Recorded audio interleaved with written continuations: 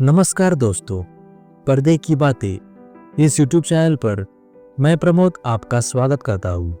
दोस्तों, कभी-कभी कुछ कलाकार सिर्फ पर्दे पर नहीं, बल्कि इतिहास के पन्नों में दिलों की गहराइयों में बस जाते हैं।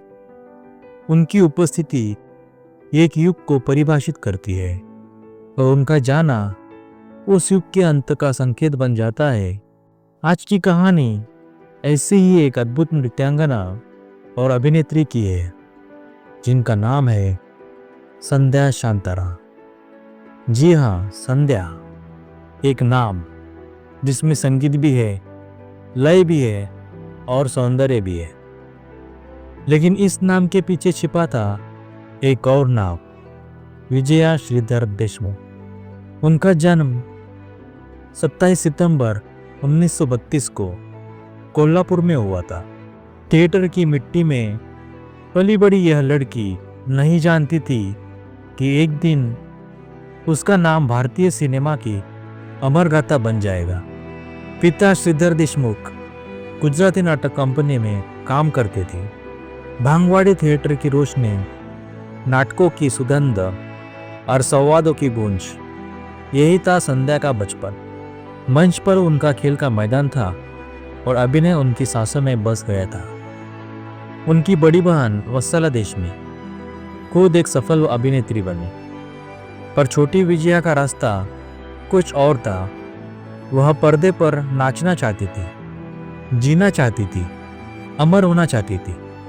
इसी दौरान महान दिग्दर्शक वी शांताराम मौज दिवाली अंक में छपी एक कहानी श्रीमंता कडचे बोलावने इस कहानी पर एक फिल्म बना रहे थे। वह फिल्म का नाम था अमर भूपाली।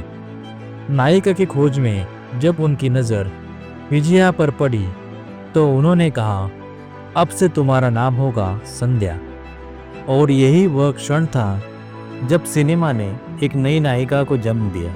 अमर भूपाली में संध्या ने निभाई गुणवती की भूमिका, एक तमाशा कलाकार जो नृत्य के जरिए अपनी आत्मा व्यक्त करती थी। इस भूमिका के लिए उन्होंने नृत्य का गहन अभ्यास किया। उनके गुरु थे प्रसिद्ध कथक नर्तक गोपी कृष्ण। उन्होंने उन्हें केवल नृत्य नहीं सिखाया, बल्कि लय की आत्मा समझाई। जब पर्दे पर वे घड़ी घड़ी अरे मनमोहन और लटपट लटपट तुझं चालवा पर नाचती थी, तो दर्शक सांस रोक लेते थे। वे नाचती नहीं थी, वो बहती थी जैसे कोई नदी। फिल्म चली और संध्या का नाम हर जुबान पर था। सुंदरता, अभिनय और नृत्य, इन तीनों का संगम एक ही इंसान में शायद ही कभी देखा गया था। पर संध्या का सफर यही नहीं रुका।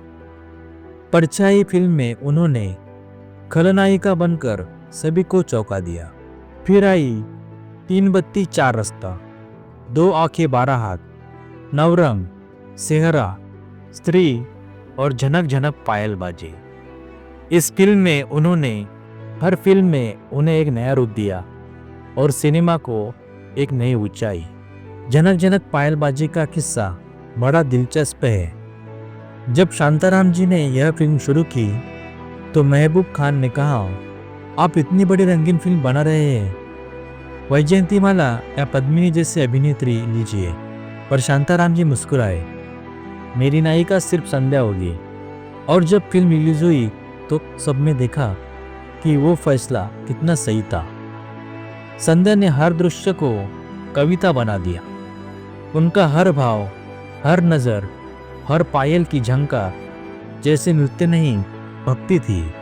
1972 में जब पिंजरा फिल्म आई तो पूरे महाराष्ट्र ने एक नया युग देखा। उर्मिला नाम की एक तमाशा नायिका जिसे समाज ने ठुकराया, मगर जिसने अपने नृत्य से पूरी दुनिया को झकझोर दिया। इस फिल्म के गीत चंदनाचे चोळी अंग अंग जाळी आज भी उनके नाम के साथ अमर है। उस फिल्म के लिए लता मंगेशकर ने गाने गाए थे और उन्होंने कहा था, संध्या जी जैसी कलाकार फिर शायद कभी नहीं मिलेगी। राजकमल स्टूडियो वही जगह जहां उनके हर कदम की गूंज आज भी सुनाई देती है। स्टूडियो के ऊपर उनका छोटा सा फ्लैट, जहाँ से वे नीचे के सेट पर झाँकती, रिहर्सल देखती और हर शॉट में अपनी आत्मा डाल देती। उन्होंने कभी किसी और बैनर के लिए काम नहीं किया। निष्ठा और समर्पण उनके जीवन का आधार थे। उनका जीवन सादगी का मिसाल था। कोई दिखावा नहीं, कोई ग्लैमर नहीं, साधारण साड़ी, हल्की मुस्कान और विनम्र स्वभाव, यही था उनका व्यक्तित्व। वे पार्टी में जाती, उस सिर झुकाकर नम्रता से सबको नमस्ते करती। कला उनके लिए पूजा थी और नृत्य साधना। चल बिन मछली, नृत्य बिन बिजली में उन्होंने नृत्य को ही कथा बना दिया। वह फिल्म शायद उनके जीवन की आत्मकथा थी। अपनी पूरी 46 साल की फिल्मी यात्रा में उन्होंने सिर्फ 14 फिल्में की, लेकिन वो 14 फिल्में आज भी सिनेमा के इतिहास में अमर हैं। 4 अक्टूबर 2025 94 वर्ष की आयु में संध्या शांताराम ने इस संसार को अलविदा कहा। लेकिन सिनेमा की दुनिया में, कला के मंदिर में वे आज भी जीवित है।